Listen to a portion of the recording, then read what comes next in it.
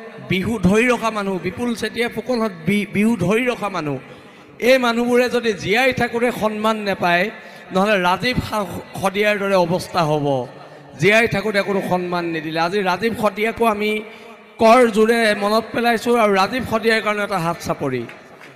ৰাজীৱ শদিয়া মৰিও মৰ সদায় হ'ব। বিপুল চেতিয়া ফুকনক সম্বৰ্ধনা জনাবলৈ আগবাঢ়িছোঁ। আৰু এনেকুৱা এজন লোকশিল্পী আমাৰ মাজত পাইছোঁ। মই বিপুল চেতিয়া ফুকনক আমাৰ ৰংঘৰ ক্লাবৰ সদস্যৰ দ্বাৰা নহয়, আমাৰ মাজত আমাৰ আপোচবিহীন নেতা, মোৰ শ্ৰদ্ধাৰ ৰমুদাৰ সহধৰ্মিনী বৌ বহি আছে। মই বৌক আমাৰ ষ্টেজলৈ নিমন্ত্ৰণ কৰিছোঁ।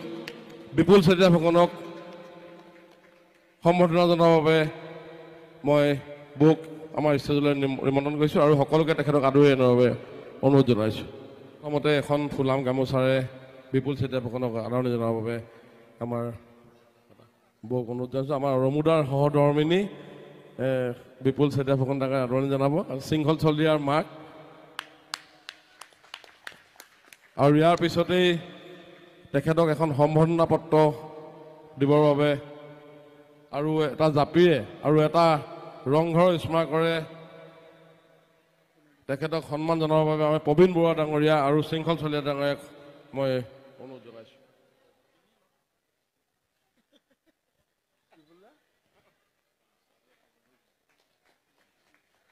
আৰু তেখেতক এটা জাপি প্ৰদান কৰিব বাবে মই শৃংখলক অনুৰোধ জনাইছোঁ।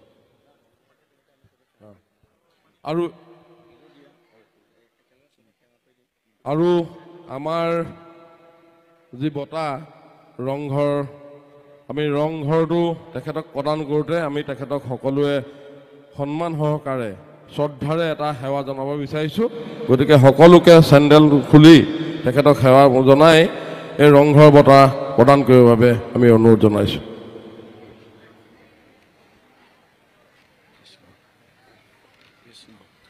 আৰু সকলোকে এটা হাত চাপৰি দিবৰ বাবে মই বিপুল চেতিয়া ফুকনৰ কাৰণে অনুৰোধ জনাইছোঁ।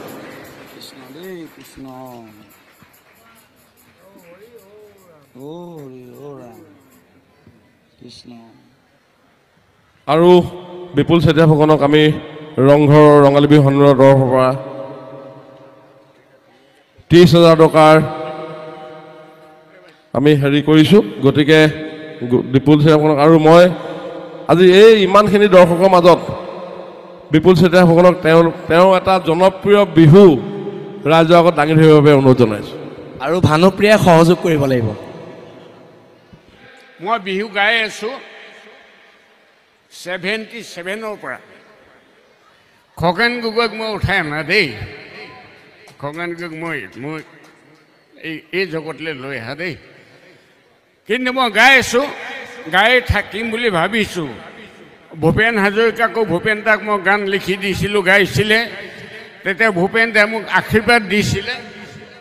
ঐ জাহাজী কলৰ গুটি নাই, ঐ ছোৱালীবোৰৰ ছুটি নাই, 12টা মাহত 13টা লগত প্ৰেম কৰোঁতে সময় যায়। ঐ জাহাজী কলৰ গুটি নাই, ছোৱালীবোৰৰ ছুটি নাই, 12টা মাহত 13টা লগত প্ৰেম কৰোঁতে সময় যায়।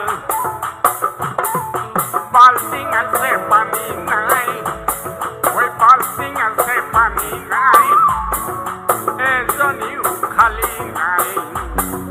বিয়া পাতিম বুলি ভাবো থাকোঁতে মোৰ দেখোন বয়স নাই, বিয়া পাতিম বুলি ভাবি থাকোঁতে মোৰ দেখোন বয়স নাই।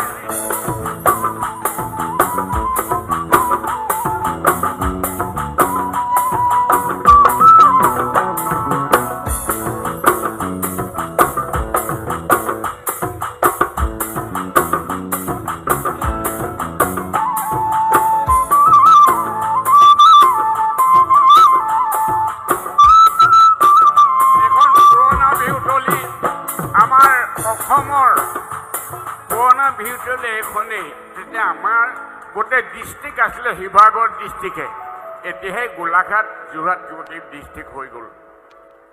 ঐ কিহৰ পৰা কিনো হৈ গ'ল লাগিল গণ্ডগোল, ঘপক কৰি নাইকিয়া হ'ল ঠেলা ৰিক্সাবোৰ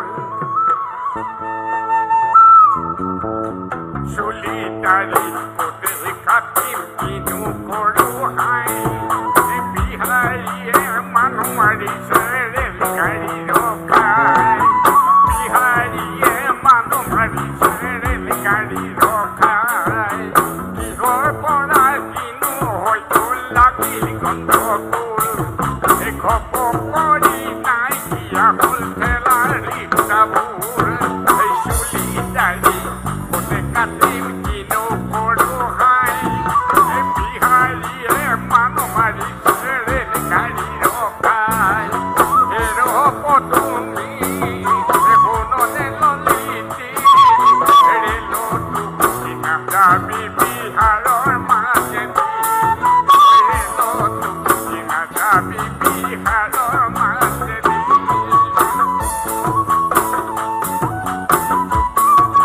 এইটো মই লিখি থাকোঁতে আকৌ লিখিবলৈ নাইকিয়া হ'ল নহয় তেতিয়া গ'লো ফাঁচি বজাৰ গুৱাহাটী তেতিয়া আহিছিলে লালু প্ৰসাদ মিলামিছা কৰাবলৈ তেতিয়া মই লগতে লিখিলোঁ তাতে ঐ মিলামিছা কৰাবলৈ আহিছিলে লালু ঐ মিলামিছা কৰাবলৈ আহিছিলে লালু